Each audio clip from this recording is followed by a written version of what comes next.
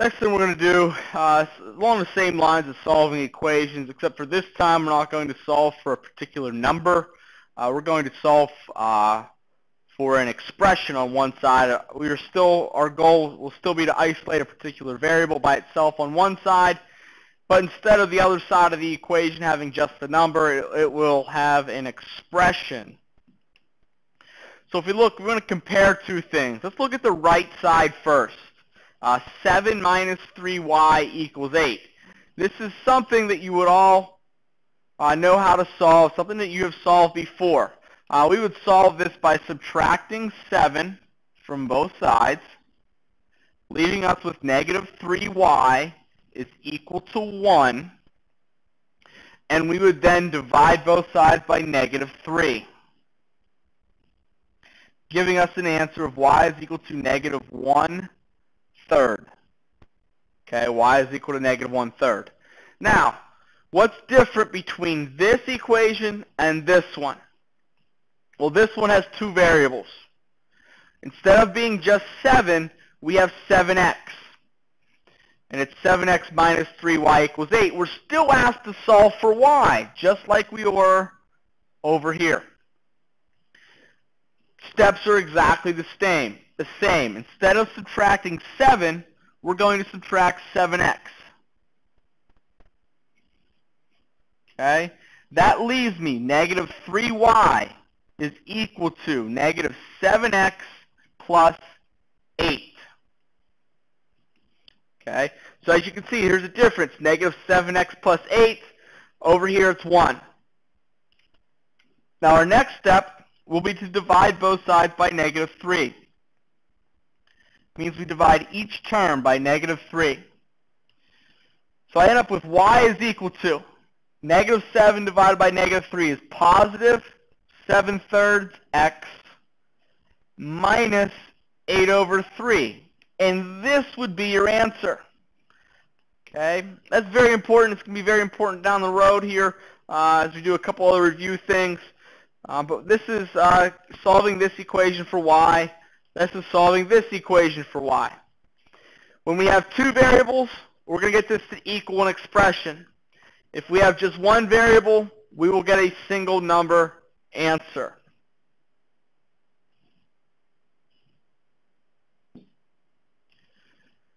Another example, we're going to again solve this for y. So again, that means we're going to isolate this term right here. So first step to do that, I'm going to subtract 11x from both sides. 11x minus 11x, 0. Leaves us with negative 9y is equal to negative 11x minus 4. Last step here, divide each term by negative 9.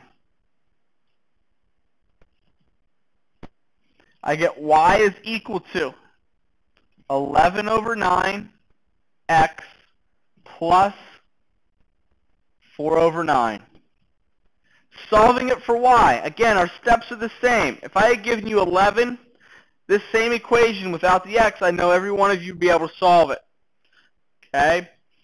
We're simply still trying to isolate the variable. We're still using inverse operations. We're still trying to isolate the variable. The steps are the same.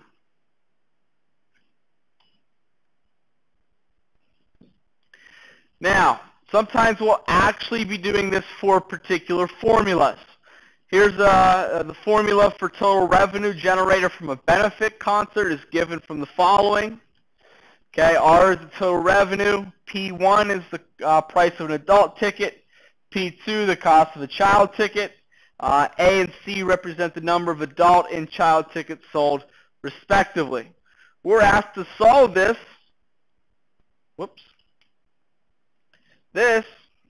one more time. We're asked to solve this equation, R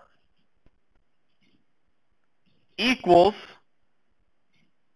P1A plus P2C. We're asked to solve it for P1. So we'll work with this last.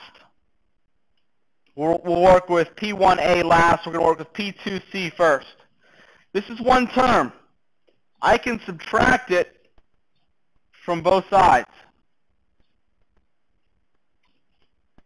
Okay, the right side then becomes R minus P2C is equal to P1A. And the last step here, we need to get P1 by itself. So P1 times A, the inverse of that, we would need to divide both sides by A. That gives us the final answer of R minus P2C all over A is equal to P1.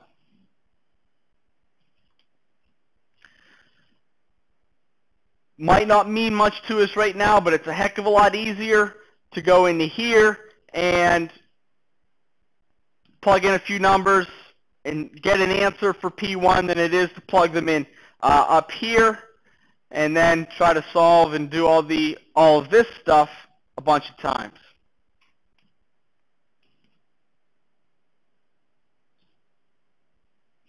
Same thing can be used with these examples here, some basic formulas. This one on the left here is the perimeter of a quadrilateral, of a rectangle, actually. Let's solve this for W.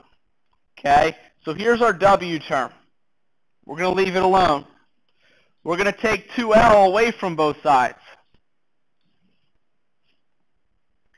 P minus 2L is equal to 2W.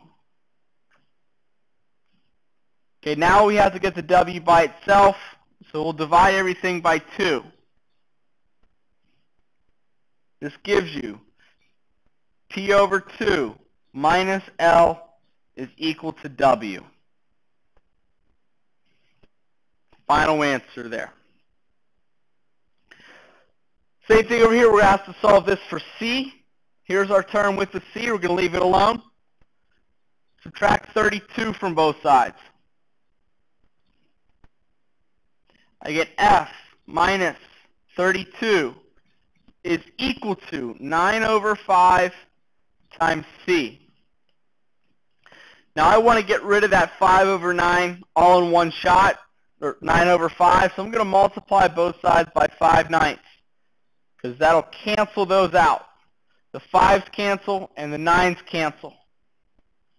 That leaves you with C over there, but I also have to multiply this side by 5/9. So my final answer is 5/9 times C minus 32. You could distribute the 5/9 if you wish. I'm sorry, this should be F. You could distribute the 5/9 if you wish. You don't have to. This would be an acceptable answer.